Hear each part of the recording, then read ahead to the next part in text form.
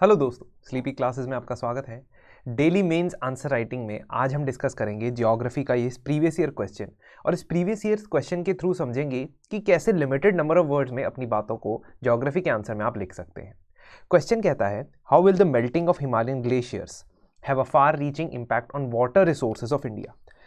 कई चीज़ें हम इस क्वेश्चन में समझने के लिए अगर चाहें तो समझनी चाहिए। सबसे पहले कि स्टूडेंट्स अगर इस क्वेश्चन को पहली नज़र में देखेंगे वो ग्लेशियर की मेल्टिंग के ऊपर बहुत ज़्यादा फोकस करेंगे और ये नहीं देखेंगे कि वाटर रिसोर्सेज ऑफ इंडिया के बारे में पूछा गया है। अब जब ये पेपर में आया क्वेश्चन तो ये 15 मार्क्स में पूछा जा सकता है। मैंने ये 15 मार्क्स के हिसाब से इसके बारे में बात की है, यानी 250 वर्ड्स के हिसाब से बात की है। तो हमारा आंसर जो है अप्रॉक्सीमेटली 270 वर्ड्स तक आ गया है। अब इस तरीके से हम इस क्वेश्चन को देखेंगे तो हमें ये पता लगेगा कि हम वाटर रिसोर्सेज ऑफ इंडिया के बारे में स्पेसिफिकली बात करनी है। हमने इम्पैक्ट जो इसके अलावा कई चीज़ों पे इम्पैक्ट हो सकता है उस पर फोकस कम करना है और दूसरा इंडिया के बारे में ज़्यादा इसमें हमें इंफॉर्मेशन देनी है। हम जानते हैं कि हिमालयस जो हैं वो कंट्री एक ही कंट्री तक सीमित नहीं है। हिमालयस 7-8 कंट्रीज़ के अंडर जो है लाई करते हैं। अगर हम गिनने शुरू हो जाए अफगानिस्तान की बॉर्डर से और चाइना, इंडिया, नेपाल, भूटान और ऐसी कंट्रीज़ के साथ साथ, तो इसलिए we have to be very specific that हम बात कर रहे हैं इंडिया की। दूसरी चीज़, रीसेंट टाइम्स में बहुत ज़्यादा रिसर्च इन हिमालयन ग्लेशियर्स और हिंदू कुश हिमालयन रीजन्स के ऊपर हुई है, तो उसको हमें ध्यान में रख के इस आंसर को लिखना है। एक प्रीलिम्स रिलेटेड इन्फॉर्मेशन मैं आपको ये देना चाहूँगा कि कोमिक नाम का एक विलेज, जिसको वर्ल्ड का हाईएस्ट विलेज भी बोला जाता है। हाईएस्ट विलेज इसलिए क्योंकि वो हाईएस्ट ऐसा विलेज है जहाँ पे एक मोटरेबल रोड बनाई गई है। ये Komic village Spiti district of Himachal Pradesh में लाई करता है और यहाँ पे इंडियन गवर्नमेंट ने एक ऑब्जर्वेशन सेंटर बनाया है जहाँ से वो ये ऑब्जर्व करते हैं कि ग्लेशियल मेल्टिंग का जो रेट है और स्नोफॉल का जो रेट है, यानी ओवरऑल जो अपर रीचेज ऑफ हिमालयस में क्लाइमेट चेंज की वजह से चेंजेस आ रहे हैं, उनको कैसे स्टडी किया जा सके। और रिसेंट समय में हमने पाया है कि जो हिमालयन रीजन्स हैं, अपर रीचेज ऑफ द हिमालयस है, यानी कि 4 किलोमीटर से ऊपर वाले भी रीजन्स हैं, मीन सी लेवल से 4 किलोमीटर ऊपर वाले रीजन्स, वहाँ पे रेनफॉल और स्नोफॉल दोनों ही बहुत कम हो गई हैं as compare to previous decades. तो इसीलिए ये जो चीज़ मुद्दा है न्यूज़ में आता रहा और इसको यूपीएससी ने 2020 में मेंस के सवाल के तौर पे आपसे पूछा।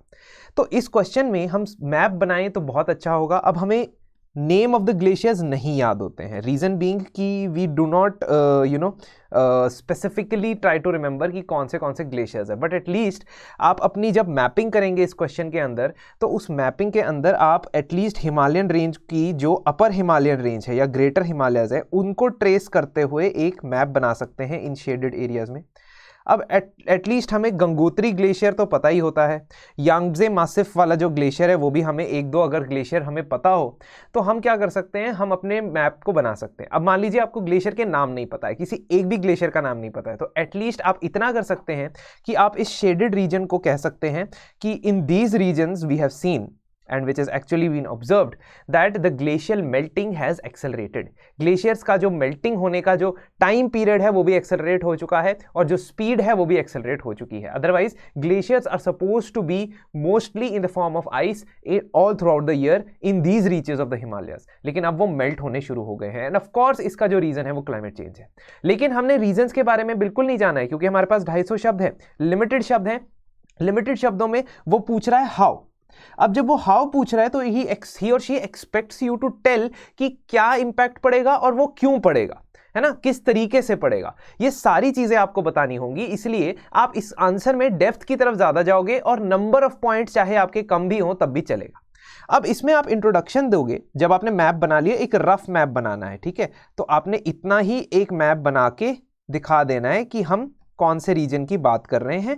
यहां पे हम कह सकते हैं कि in these reasons the snowfall has decreased and the glacial melting has considerably increased. अब ग्लेशियर्स के मेल्ट होने की वजह से जो ग्लेशियर्स के मेल्ट होने का सिलसिला चल रहा है हिमालयस में भी, और हिंदू कुश माउंटेन्स को ऐड कर दें तो हिंदू कुश हिमालय माउंटेन इकोसिस्टम में भी, इसकी वजह से भारत के वाटर रिसोर्स पे क्या इंपैक्ट पड़ता है, इंट्रोड्यूस करेंगे डेटा से। इसरो का कहना है कि 5% of Himalayan glaciers are retreating at an alarming rate. What does the meaning of retreating? Retreating मतलब कि जो टर्मिनल लाइन होती थी ग्लेशियर की, जहां पे स्नो खत्म होती थी और वो वाटर बनता था, वो टर्मिनल लाइन जो है वो रिसीड होती जा रही है, पीछे पीछे जाती जा रही है। ज्यादा पोर्शन जो है वो पानी का आ रहा है और कम पोर्शन आइस का आ रहा है। धीरे धीरे करके ऐसा बोला जा रहा है कि 2100 तक, साल 2100 तक most of the 2/3 of the Himalayan glaciers जो होंगे वो मेल्ट हो चुके होंगे। तो इसका क्या इंपैक्ट पड़ने वाला है? हम सीधा लिखेंगे कि 130 करोड़ लोग डायरेक्टली डिपेंडेंट हैं हिंदू कुश हिमालयन इकोसिस्टम के ऊपर, इरिगेशन के लिए, पावर के लिए, ड्रिंकिंग वाटर एटसेट्रा के लिए एटसेट्रा। अब हमने बहुत सारी चीजें लिखनी है, लेकिन वाटर रिसोर्सेज के बारे में हम क्या बता सकते हैं कि ग्लेशियर्स का क्या इंपैक्ट पड़ेगा? सबसे पहली चीज हम लिखेंगे कि फ्रेश वाटर स्प्रिंग्स, जो कि अपर रीचेस में रहने वाले विलेजर्स के लिए एक बहुत ही इंपॉर्टेंट सोर्स ऑफ वाटर होता है, चाहे वो डोमेस्टिक यूज के लिए हो, चाहे वो प्रोडक्टिव यूज के लिए हो। ये हायर एलिवेशन पे रहने वाले जो स्प्रिंग्स होते हैं, इनमें पानी का जो फ्लो होता है वो ग्लेशियर्स के मेल्ट होने की वजह से आता है। अब जब ग्लेशियर्स मेल्ट होना शुरू होंगे तो सबसे पहली बात तो स्प्रिंग्स में पानी पहले शुरुआत के टाइम पे एक्सेस होगा, इंक्रीज होगा, लेकिन जैसे ही ग्लेशियर्स रिट्रीट करना शुरू होंगे, जब और ज़्यादा ड्राई सीजन्स हमें देखने को मिलेंगे, तो स्प्रिंग्स में से जो पानी आएगा वो कम होता चला जाएगा और वहाँ के लोगों की पॉपुलेशन को ये नुकसान झेलना पड़ेगा। दूसरा, जो हमारा हिमालयन रिवर सिस्टम्स हैं, जिसके अंदर बहुत वास्ट अमाउंट ऑफ एरिया जो है वो कवर किया जाता है, 2.75 million square kilometre is covered by the Himalayan basin. अब आपको ये डेटा नहीं याद है, रफली याद है, तो आप लिख सकते हो कि लैक्स ऑफ स्क्वायर किलोमीटर, ठीक है। लेकिन गलत डेटा लिखने से बेहतर है आप थोड़ा सा जेनेरिक डेटा लिख दो, ठीक है। अब कई सारे जो स्क्वायर किलोमीटर एरिया है वो हिमालय के रिवर और उसके रिवर की ट्रिब्यूटरीज के अंदर आता है, और इसकी ट्रिब्यूटरीज में जितना भी पानी बह रहा है वो उसका बहुत बड़ा पोर्शन ग्लेशियर से आता है। So for example, if we talk about the Indus river system और Indus river in particular, around 25% of this water comes from glacier. अगर हम इंडस रिवर सिस्टम को एज अ कंप्लीट देखें तो उसमें जो वाटर है वो इससे भी ज्यादा है, ग्लेशियर्स का पानी इससे भी ज्यादा कंट्रीब्यूट करता है। बाकी पानी कहां से आता होगा? बाकी पानी सर मानसून से आता होगा, बारिश से आता होगा, रेनफॉल से आता होगा। तो इतना बड़ा चंक ऑफ जो पानी है वो ग्लेशियर से आता है। अगर मैं ब्रह्मपुत्र की बात करूं तो अराउंड 16% ग्लेशियर से आता है, गंगा रिवर की बात करूं 13% ग्लेशियर से आता है। तो इतना अमाउंट ऑफ पानी अगर ग्लेशियर से आता है, अब वो पानी अगर बढ़ता चला जाए, because in the beginning that will increase, जब ग्लेशियर ज्यादा मेल्ट होंगे तो पानी पहले ज्यादा इंक्रीज होगा और उसके बाद डिक्रीज होगा, तो अल्टीमेटली रिवर फ्लो को अफेक्ट करेगा।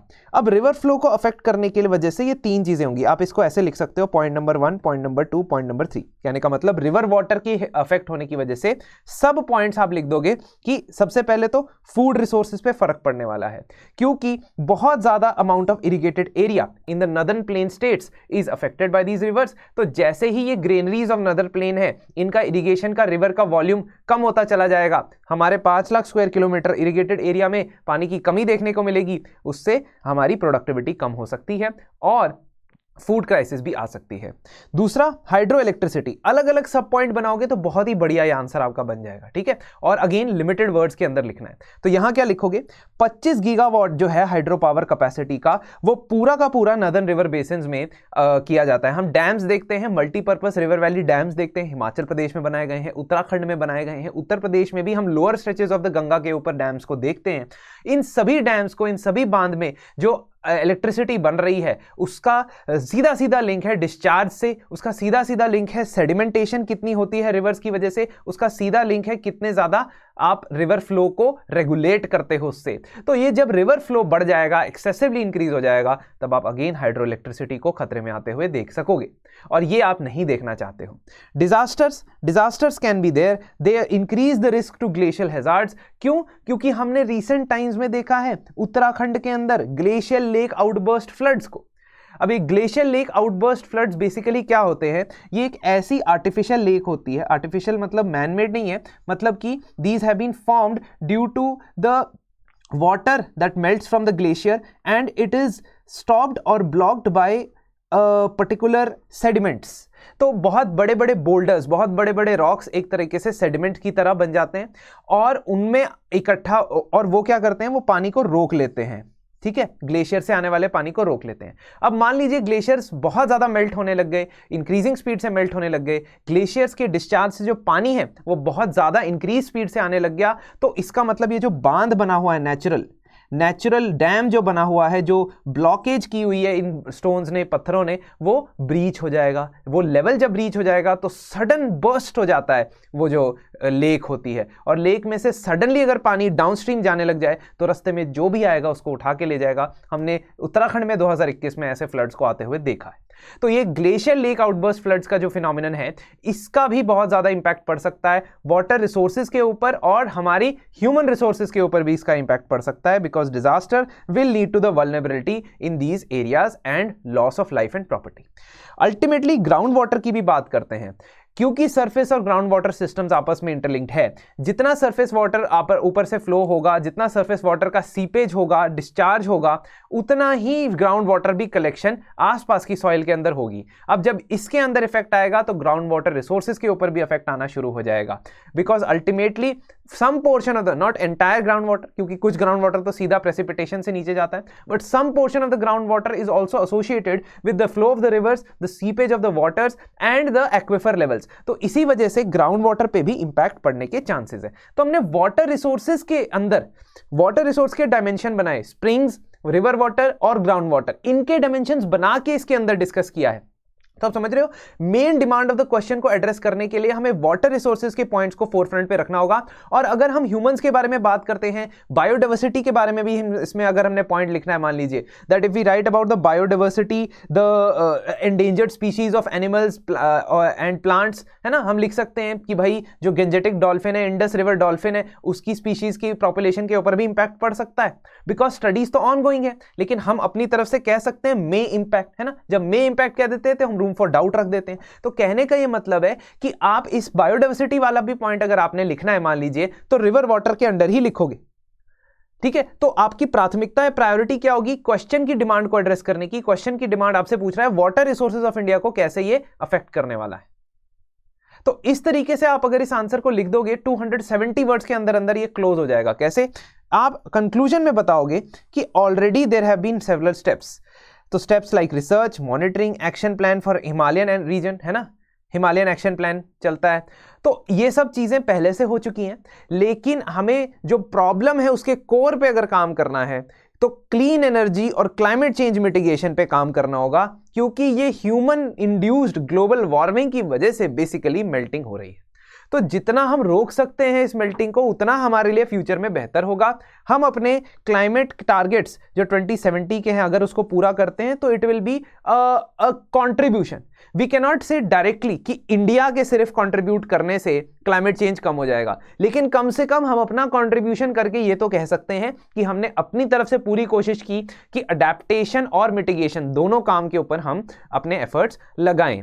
तो ये चीजें भी हमने देखनी चाहिए। हम ऐसा भी इसमें लिख सकते हैं कि regional cooperation is required because this is a regional phenomena, because the so many reverse of the Asian subcontinent or the Asian continent, they are taking their water from the glacial lakes of or glaciers of the Himalayas.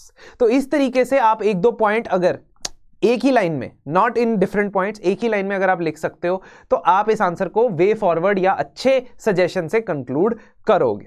दोस्तों, अगर आप इसी तरीके से अपनी answer writing की technique को build करना चाहते हैं, अपनी आंसर राइटिंग को इंप्रूव करना चाहते हैं, तो आप हमारे 48 days mains answer writing programme को जरूर ज्वाइन करें।